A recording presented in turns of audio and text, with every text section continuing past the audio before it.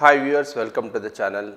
Law of attraction స్వాగతం. చాలామంది అడిగే ప్రశ్న, నాకు చాలా కోరికలు ఉన్నాయి కానీ ఆ కోరికలు నేను ఎంత ప్రయత్నించినా సాధించలేకపోతున్నాను అని. ఇక్కడ వచ్చే ప్రాబ్లం ఏంటంటే చాలామందిలో ఇమాజినేషన్ వర్సెస్ డిజైర్. ఎప్పుడైతే నీకు ఉన్న కోరిక ఒకటి, దానికి ఉండే ఇమాజినేషన్ వేరే.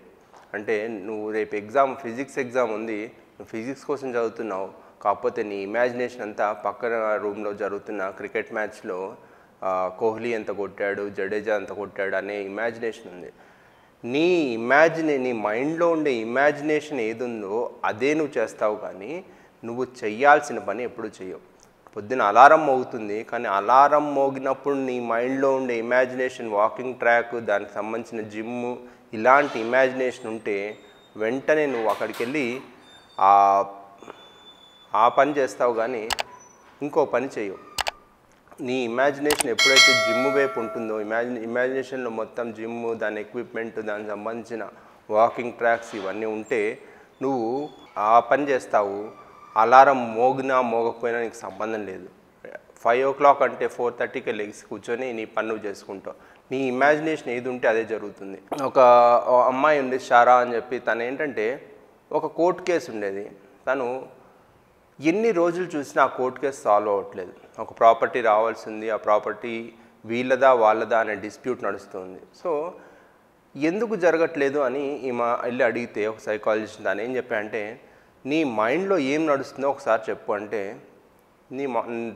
మామూలుగా ఇంట్లో కూర్చున్న టైంలో ఈమె ఇమాజినేషన్ ఎలా ఉందంటే, ఈ కోర్టు కేసు ఓడిపోతే, నా ఆస్తి మొత్తం పోతే, నేను రోడ్డు మీదకు వస్తే, నేను ఈ కోర్టు కేసు ఓడిపోవటం అనేది జరిగితే, ఇతనికి లాయర్కి ఇంత పే చేయాల్సి వస్తే, ఇలా ఎప్పుడైనా పోతే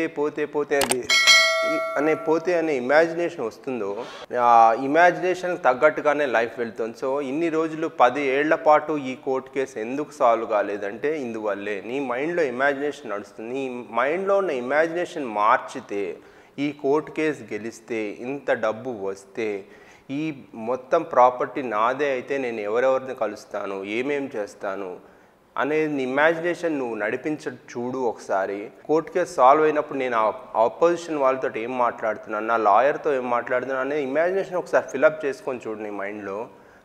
టోటల్లీ నీ లైఫ్ మారుతుంది అని చెప్పాడు ఆ సైకాలజిస్ట్. సో ఎప్పుడైతే ఆ ఇంప్లిమెంటేషన్ చేయడం మొదలుపెట్టింది, వితిన్ 1 month ఆ కోర్టు కేసు సాల్వ్ అయిపోయింది. ఎవరైతే అపోజిషన్ ఉన్నారో వాళ్ళు ఈమెతో వచ్చి మ్యూచువల్గా ఆ కోర్టు కేసుని సాల్వ్ చేసుకున్నారు. మరి ఇన్ని రోజులు ఎందుకు జరగలేదంటే, ఆ ఇమాజినేషన్లో నువ్వు లేనప్పుడు నీ మాటలు, నీ చేష్టలు, నీ చేసే పనులన్నీ కూడా నీ ఇమాజినేషన్ తగ్గట్టుగానే ఉంటాయి. ఎప్పుడైతే నీ ఇమాజినేషన్ మారుతుందో, నీ మాట మారుతుంది, నువ్వు చేసే బిహేవియర్ మారుతుంది, నీకు అనుకోకుండా నోట్లోంచి ఒక పాజిటివ్ వర్డ్ వస్తుంది, దాంతో అవతల వాళ్ళు కూడా మారే అవకాశం ఉంటుంది. సో ఎప్పుడైనా మీరు మీ లైఫ్లో ఒక కొత్త కోరిక సాధించాలనుకుంటే, మీ మైండ్ని టోటల్గా రిపిటేషన్ తోటి కొత్త ఇమాజినేషన్ క్రియేట్ చేసుకోండి. ఇమాజినేషన్ ఎంత క్లియర్గా ఉంటే మీ లైఫ్ అంత క్లియర్గా ఆ కొత్త ఇమాజినేషన్ వైపు వెళ్తుంది. So that is for the day. Next వీడియోలో మళ్ళీ కలుద్దాం.